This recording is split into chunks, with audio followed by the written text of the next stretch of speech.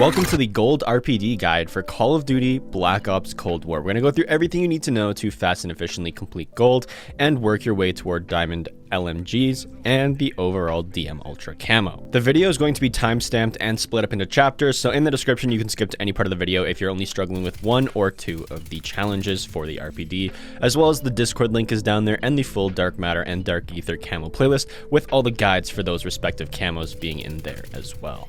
The fastest way to unlock camos is going to be leveling up your weapon as fast as possible. That way you have access to more camo challenges and attachments that will better your gun. The fastest way to level up your weapon is double weapon XP weekends, which is currently going on right now. You can actually play in zombies and level up a weapon to max level in 45 minutes if you're playing with friends, or you can just play in your preferred multiplayer game mode and unlock levels that way. Keep in mind that when you have multiple camo challenges unlocked, you can simultaneously knock out camo challenges one by one. I run the same attachments for all of my LMGs regardless of which one it is, and those attachments are the Axial 3x scope, really good for headshots and really good for long range lines of sight, and is even really good on smaller maps like Nuketown.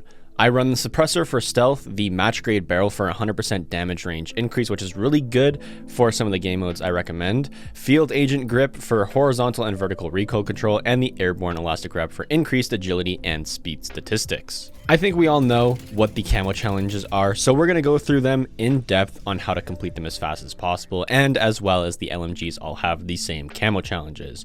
Unlocked at weapon level 0 is spray. This requires you to get 300 eliminations. Do not worry about this. You will complete this while leveling up the weapon and working on other camo challenges.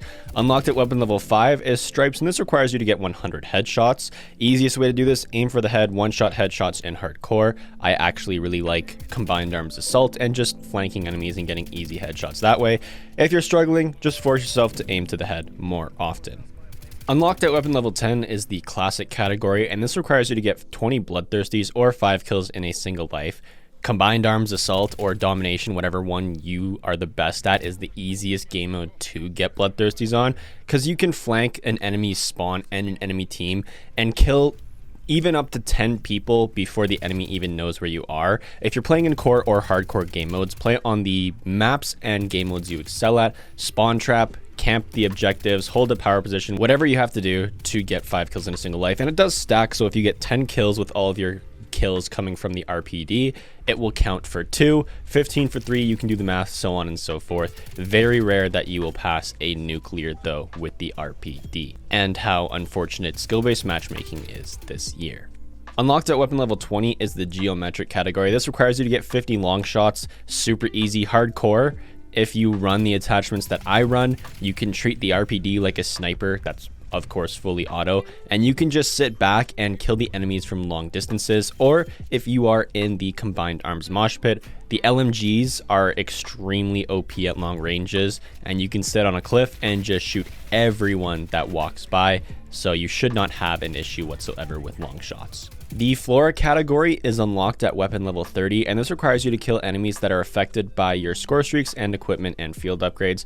Long story short, if they are visible on your minimap because of your own personal UAV or HARP, every kill you get will count towards this category. If they are in the radius of your field upgrade, which would be the parabolic mic or portable radar, and if they're in that little radius and they're showing up on your minimap, if you kill them, once again, that will be an enemy that counts towards your Flora category. Or if you have an enemy that is standing inside your own smoke grenade, or affected and stunned by a flash or stun grenade, that will also count to the category of the Flora. The best way to do this, honestly, get in a really good position where the enemies don't know where you are, pop your UAV or your HARP, and just go to town, pre-firing corners where you know enemies will be, just because you can use your radar for that advantage. Of course, HARPs are the most efficient and the best for this challenge, because if you are really good, once your HARP is active, you can actually get like 10 to 20 kills based on the map and game mode that you're playing, which will cut down a huge portion of this challenge. The science category is unlocked at weapon level 40, and this requires you to kill 50 enemies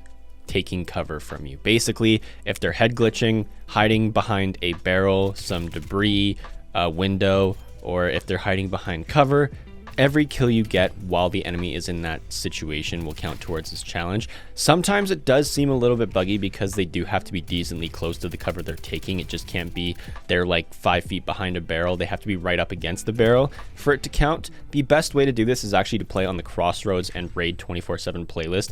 There is a lot of cover by the B flags on those maps, and a lot of enemies will constantly head glitch on the barricades to get advantage points, to hold the objective or to capture the objective, and there's always action by the B flags in these game modes. And there's the playlist right now of the 24/7 Raid Crossroad, which benefits you 10 times as fast as like a normal domination match would. By far, Raid is the best map for it because even on the pool side, there's tons of cover that enemies actively hide behind.